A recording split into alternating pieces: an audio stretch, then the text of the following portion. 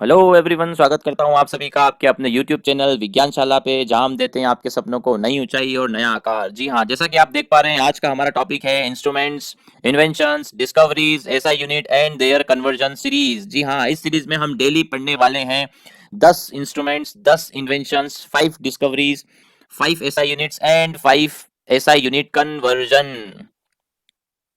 इस टॉपिक से रिलेटेड जितनी भी इंफॉर्मेशन होगी वो खंगाल देंगे और आपके खाते में डाल देंगे। तो चलिए जल्दी से इस वीडियो को स्टार्ट करते हैं। लेकिन इस वीडियो को स्टार्ट करने से पहले मैं हमेशा की तरह आपसे छोटी सी रिक्वेस्ट करना चाहूंगा। अगर आपको ये वीडियो अगर अगर अगर आपको ये वीडियो पसंद आता है तो आपको वीडियो को करना है लाइक शेयर एंड सब्सक्राइब। और लाइक शेयर सब्सक्राइब करके आपको ढेर सारा प्यार बांटना है, ताकि हमको वीडियो बनाने की एनर्जी मिलती रहे और इसी तरह से हम नए नए वीडियो आपके लिए लाते रहें।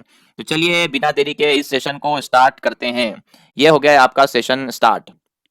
पहला टॉपिक है हमारा, एक सेकंड। हाँ, पहला टॉपिक है हमारा इंस्ट्रूमेंट्स, इंपॉर्टेंट इंस्ट्रूमेंट्स पढ़ने वाले हैं हम पहले टॉपिक में।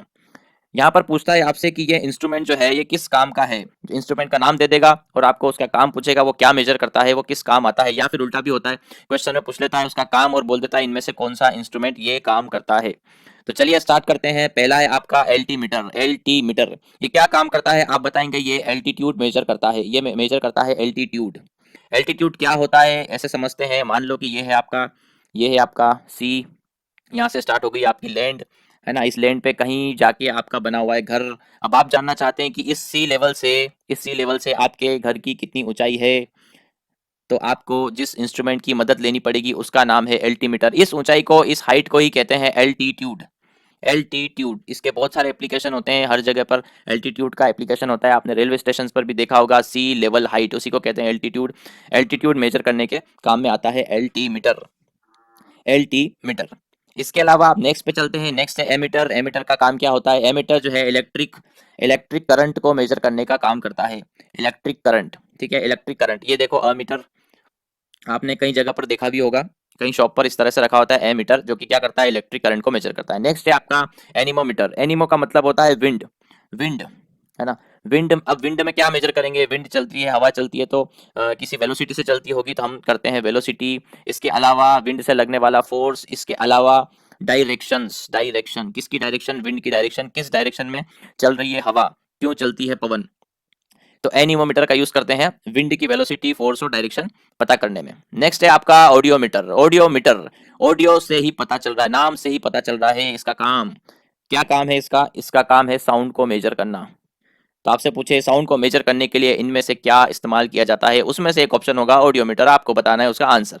नेक्स्ट है आपका बेरोग्राफ। अच्छा, बेरोग्राफ के साथ में आपको दे रखा है बेरोमीटर। सबसे पहले तो बार का मतलब समझिए। बार का मतलब है, यहाँ पे जो बेरो लिखा है वो बार से आया है, और बार का मतलब होता है प्रेशर की यूनिट। प्रेशर की यूनिट, तो सीधी सी बात है ये दोनों प्रेशर मेजर करने का काम करते हैं। अब ये ग्राफ और मीटर में क्या डिफरेंस है। ग्राफ क्या करता है, ग्राफ करता है कंटिन्यूअस रिकॉर्डिंग। कंटिन्यूअस रिकॉर्ड रखता है कौन, ग्राफ। नाम ही है इसका बेरोग्राफ। तो क्या, continuous record of atmospheric pressure. जो एटमॉस्फेरिक प्रेशर होता है ना, एटमॉस्फेरिक प्रेशर को मेजर करने का, न सिर्फ मेजर करने का बल्कि कंटिन्यूसली उसको रिकॉर्ड करने का काम करता है बेरोग्राफ। लेकिन बेरोमीटर क्या करता है, सिर्फ मेजर करता है ना, सिर्फ मेजर करता है एटमॉस्फेरिक प्रेशर। याद रखना है आपको, ग्राफ का काम होता है कंटिन्यूस रिकॉर्ड करना, मीटर का काम होता है पर्टिकुलर टाइम पे मेजर करना। नेक्स्ट क्वेश्चन है आपका बाइनोकुलर्स। नाम सुना ही होगा आपने। बाइनोकुलर्स क्या होते हैं। डिस्टेंस, डिस्टेंस ऑब्जेक्ट के लिए यूज किया जाता है। डिस्टेंट ऑब्जेक्ट के लिए क्या यूज करते हैं हम, डिस्टेंट ऑब्जेक्ट के लिए यूज करते हैं हम बाइनोकुलर्स। आपने देखा होगा कुछ इस तरह से होता है, देखा ही होगा आपने। नेक्स्ट चलते हैं बोलोमीटर। बोलोमीटर, नाम है इसका बोलोमीटर। इसका काम क्या है, इसका काम है हीट रेडिएशन को मेजर करना। हीट रेडिएशंस, हीट रेडिएशंस को मेजर करने का काम होता है बोलोमीटर का। नेक्स्ट है आपका कैलीपर्स। कैलीपर्स, नेक्स्ट है आपका कैलीपर्स।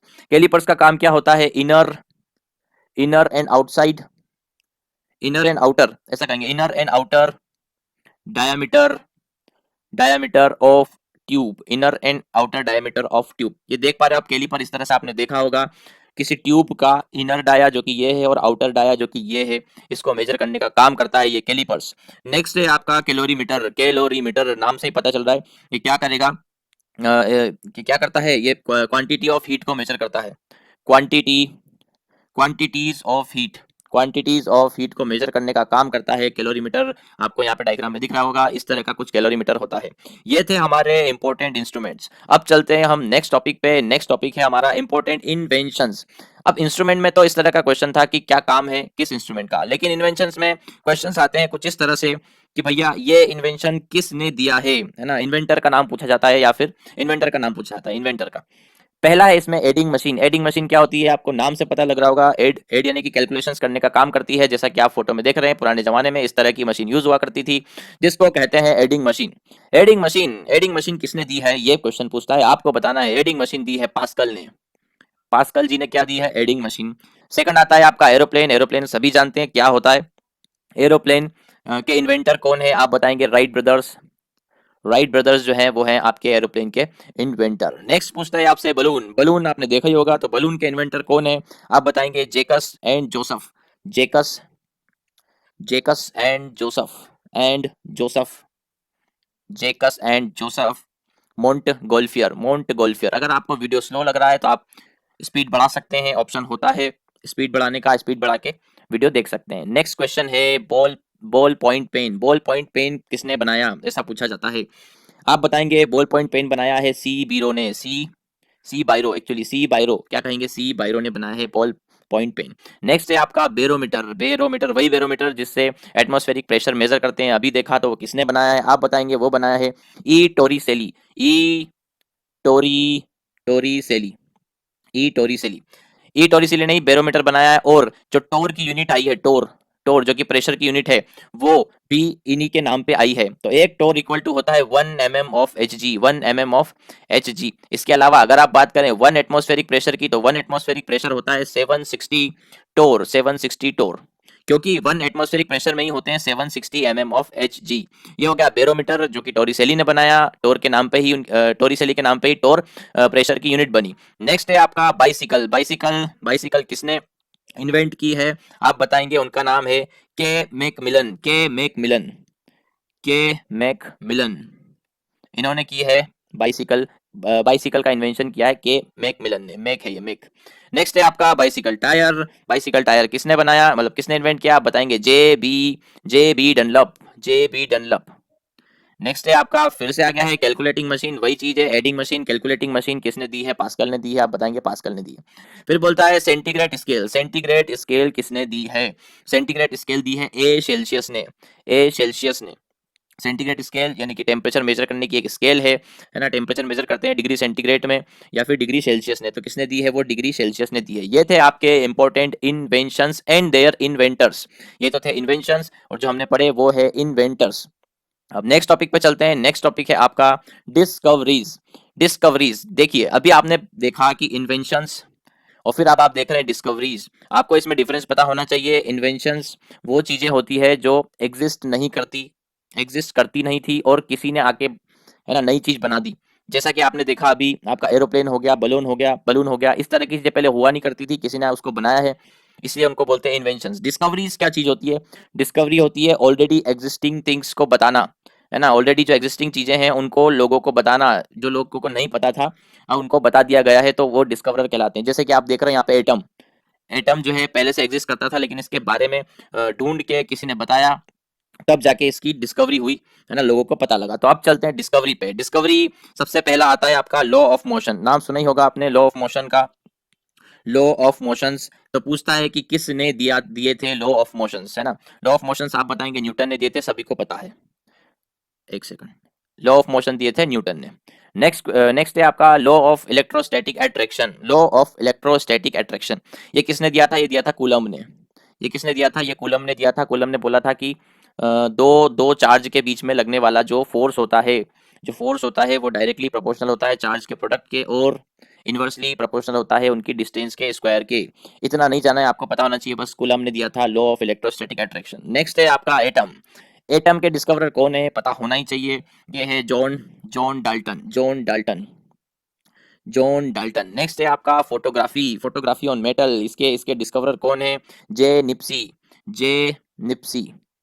नेक्स्ट है आपका लॉ ऑफ इलेक्ट्रिक रेजिस्टेंस या फिर रेजिस्टेंस के डिस्कवरर कौन है, तो आप सभी को पता होना चाहिए, वो है जी एस ओम। ओम नाम से यूनिट भी होती है किसकी, रेजिस्टेंस की। रेजिस्टेंस की यूनिट क्या है, जीएस ओम। ये हो गए आपके important discovery and their discoverer. Next topic पे चलते हैं। नेक्स्ट टॉपिक है आपका क्वांटिटी। क्वांटिटी मतलब बोल रहा है एसआई यूनिट्स। टॉपिक में देखा था हमने थंबनेल में एसआई यूनिट्स, तो एसआई यूनिट्स बतानी है आपको। जो आपको क्वांटिटी दे रखी है उसकी। ये आज तो काफी सिंपल आई है, नेक्स्ट वाली में थोड़ी टफ होती जाएगी। लेंथ की एसआई यूनिट है मीटर, आप सभी को पता होगा मीटर लेंथ की ऐसा यूनिट है। फिर बात करेंगे हम मास की ऐसा यूनिट की। मास की ऐसा यूनिट है किलोग्राम।